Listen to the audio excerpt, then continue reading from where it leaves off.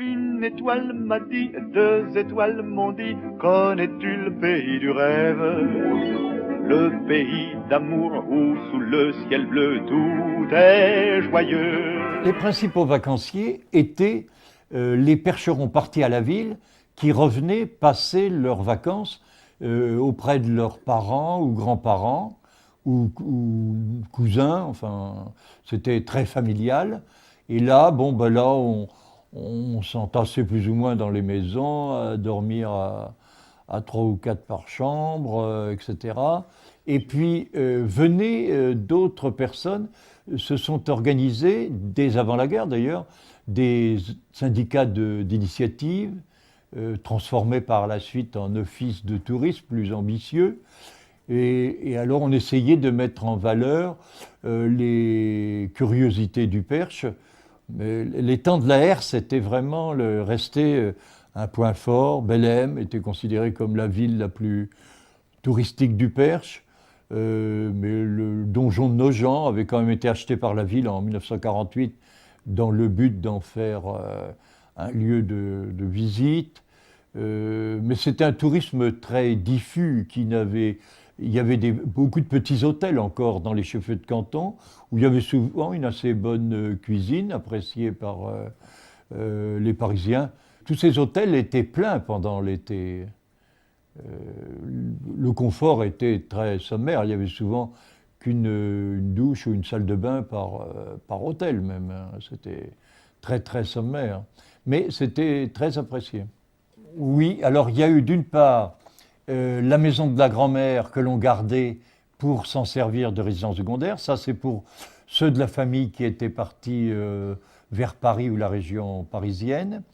Et puis, je crois que les premières acquisitions ont été pour s'approvisionner. Donc, c'est surtout à partir de dès 1940. Et parmi les premiers, d'ailleurs, les premières communes qui ont été investies, il y avait Coursereau, par exemple, il y avait Belloux-sur-Vigne, il y avait Monceau, où il y avait des Parisiens à Monceau qui étaient installés pendant la guerre. Et ce n'était pas forcément, contrairement à ce qu'on pense, des gens fortunés. C'était des gens qui avaient l'esprit d'aventure.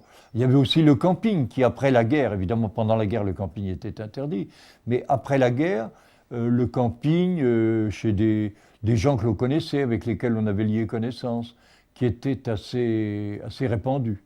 Puis par la suite se sont installés des campings municipaux. Il y avait aussi des baignades, comme à Luigny par exemple, qui avait une baignade, Luigny-Fontaine-Simon, qui ont eu de gros succès pour les vacances. L'accueil était plutôt bienveillant, mais enfin, je crois que le problème, c'est que la période de l'été, du mois de juillet-août, était pour les agriculteurs une période très chargée, où il n'y avait pas forcément une main-d'œuvre, alors qu'il n'y avait pas encore un machinisme très développé. Il y avait encore besoin de beaucoup de main-d'œuvre. Et quelquefois, les Parisiens, d'ailleurs, étaient embauchés et s'y prêtaient. Le pays d'amour où sous le ciel bleu tout est joyeux. Moi, je suis arrivé en 1972 dans le Perche, et en tant que professeur, et j'y suis venu pour la chasse. Je savais que je connaissais quelqu'un qui habitait dans le pays, qui m'avait vanté les mérites forestiers de la région de Leugny, et j'y suis venu précisément pour la chasse. Mais je ne chasse plus. Quand on était sensible à la nature, déjà dans les années 70, il y avait vraiment beaucoup de choses. Le Perche est un pays joli, et puis il y avait quand même pas mal de sports à faire. En fait, nous, habitons le pays où on aimait déjà ce que les Parisiens et résidents sont venus chercher. Le calme, la beauté des paysages, etc. Toute l'attitude d'y rêver aussi, c'est important. Dans les années 70, c'est vrai qu'on avait quand même pas mal de choses à faire. C'est là qu'on a vu fleurir précisément, je dirais, l'embellissement des villages. Donc le tourisme, ça passe par là. Mais le tourisme, il a fallu aussi l'appeler, il a fallu favoriser sa venue et lui proposer quelque chose. Alors dans le coin de Leugny, on avait notamment le site de Monaco Park, qui fonctionnait déjà très bien à l'époque. C'était un endroit de baignade et qui attirait notamment tous les gens d'Eure-et-Loir, parce que l'Eure-et-Loir, la Manche, c'est-à-dire les plages les plages de Deauville et compagnie, là, ça fait quand même beaucoup plus loin que chez nous. Et puis c'était pas dans les usages, il y a 20, 30 ans, c'était pas dans les usages de prendre sa voiture le dimanche pour aller au bord de la mer. Alors que maintenant, on n'hésite pas à le faire. C'est bien que le Nid a toujours attiré, dès la belle saison, beaucoup de monde à Monaco Park. À le Nid, il y a une nouvelle structure qui s'est engagée, c'est-à-dire la restructuration de Monaco Park en zone de résidence et en zone de loisirs. Ces résidents-là ont leur propre, je ne vais pas dire des bungalows, mais disons des mobil-homes. Hein. Et on est arrivé à un potentiel de 5 à 600 personnes maintenant dans les plus gros dimanches au cœur de l'été. Et le site de Monaco est encore en train de se développer. Alors ça, c'est important au niveau touristique, mais qui dit tourisme dit aussi matière économique. Hein. Pour le Nid, c'est quelque chose de très très important. Les comités de fête ont toujours eu de nombreuses activités et ce qui marchait bien à l'époque, c'était les courses de vélo. Il y avait pratiquement dans chaque village, ou presque, des courses de vélo.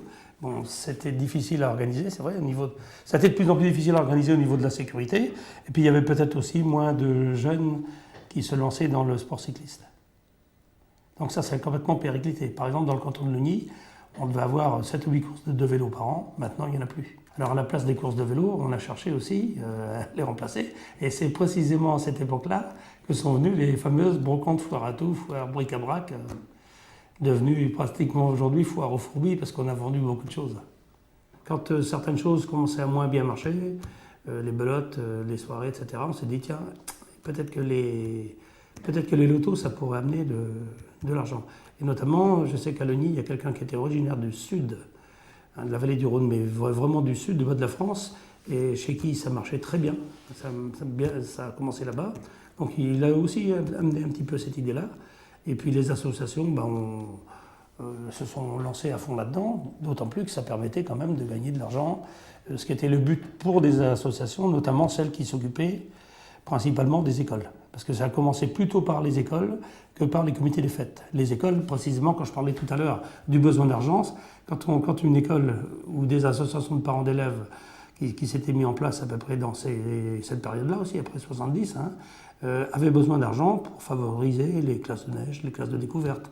Donc c'était, disons, dans un but tout à fait louable. Des pays à titre gastronomique comme le Nid et puis Mortagne ont valorisé leurs produits à fond. La foire au boudin demeure très populaire. Bon, et puis le boudin, c'est une affaire commerciale, mais c'est une affaire gastronomique aussi. Hein. Le boudin du Perche, il est pratiquement à l'honneur dans la plupart des restaurants aujourd'hui, que ce soit le morceau de boudin traditionnel ou le morceau de boudin accompagné de bien d'autres choses. Hein. Pommes, etc. Quoi. Il en est de même pour le Nid. Et à le Nid, on a développé 2 autres produits, notamment les terrines forestières, au moment des champignons, et puis le pâté de lapin. La musique, je dirais, en 1980, le Perche était vraiment un désert musical. Et puis, sous l'impulsion de certaines personnalités, je pourrais citer Jacques Dussutour, hein, qui était vraiment l'initiative de ces projets, et donc plus particulièrement du printemps musical du Perche, on a vu fleurir quand même des concerts un peu partout.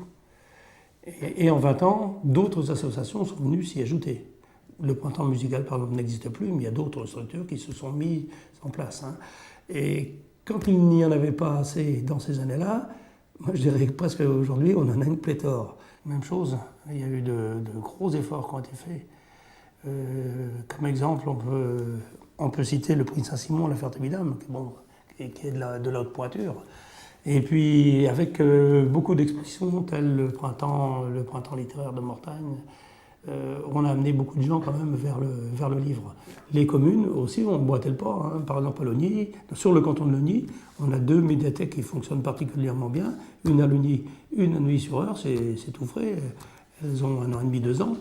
Mais donc, on a tendance quand même à raccrocher les jeunes à la lecture. Et pas seulement les jeunes, parce que c'est vraiment fréquenté aussi par toutes les couches d'âge. Les beaux jours sont courts au pays d'amour, et les nuits sont brèves. Je suis arrivé dans le Perche en 1975. Jeunes mariés, nous avions traversé le Perche pour aller en Bretagne, ma femme est bretonne, et on avait gardé des images de paysages, des maisons ocre, bon voilà, hein, de toiture, bon, une imagerie très bucolique. Et en tout cas, on avait gardé quelques photos comme ça dans la tête, et puis bon, mon travail m'a amené à aller sur la région parisienne, à côté de Versailles. Et un jour, un ami nous dit tiens, j'ai un copain qui a une maison à vendre dans le Perche. Ah, le Perche. Et comme bon, j'avais toujours rêvé de revenir en milieu plus rural, ce sont un peu mes origines quand même. On est venu, et puis voilà, on s'est dit oui, le Perche, c'est vrai qu'on avait traversé une fois, c'était chouette. Bon, et puis voilà, bon, ma femme a trouvé du travail localement, en tant qu'enseignante, moi aussi, en tant qu'éducateur spécialisé. Et voilà. Bien que dans les années 60, c'est vrai que lorsque les Parisiens venaient dans le Perche, pour les vrais percherons, nous pensions que c'était vraiment quelque chose qui allait nous déranger. Oui. Alors qu'aujourd'hui, on s'aperçoit effectivement que c'était quelque chose de très important pour valoriser notre patrimoine et puis la vie de nos communes, hein, parce que grâce à eux, aujourd'hui, nous avons conservé notre population et puis tout notre habitat est en bon état.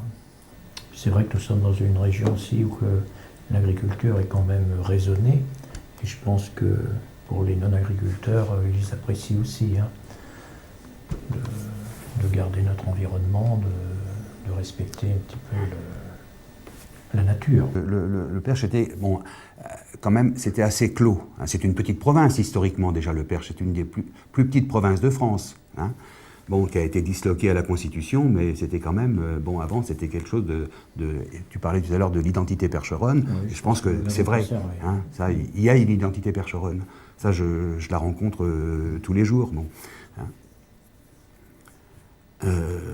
Mais peut-être que c'était un monde un petit peu clos, hein, et que moi j'ai vu cette ouverture. Ce qui fait notre identité. Oui, tout à fait. Mais j'ai peut-être assisté, en arrivant là, on a acheté en 74-75, on assisté à cette ouverture. Bon, on a sur la commune 43 ou 4 résidences secondaires. Oui, très peu, oui. Bah, très peu, non, c'est beaucoup. Peu, oui, mais enfin, qui sont aujourd'hui presque toutes en principal. Voilà, et ils se sont sédentarisés. Oui, hein, et ils se sont sédentarisés. Et c'est vrai pour toutes les communes qui nous environnent. Mais tout en gardant, oui, ses racines et cette identité percheronne, bien sûr. Je pense que la modernisation de l'agriculture a permis aux jeunes exploitants de se libérer aussi, hein, et de prendre du temps. Et la plupart des épouses aujourd'hui des agriculteurs ont un métier différent, ce qui permet que les agriculteurs vivent comme tous les autres couples. Hein. Déjà, je suis très percheron, puisque je suis né à Corubert,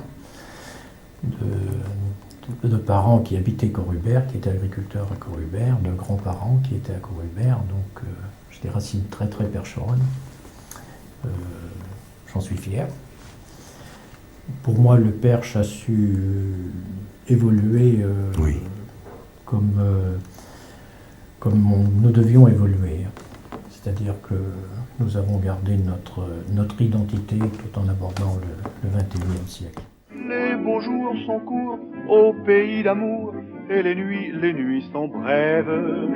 Mais on vit sa vie loin de tout souci. Viens, cette nuit, ah, c'est du mystère que tu veux, en voilà. Ah, oublie la terre. Ah, viens avec nous, tu verras les joyeux matins et les grands chemins où l'on marche à l'aventure. Hiver comme été, toujours la nature, la route enchantée.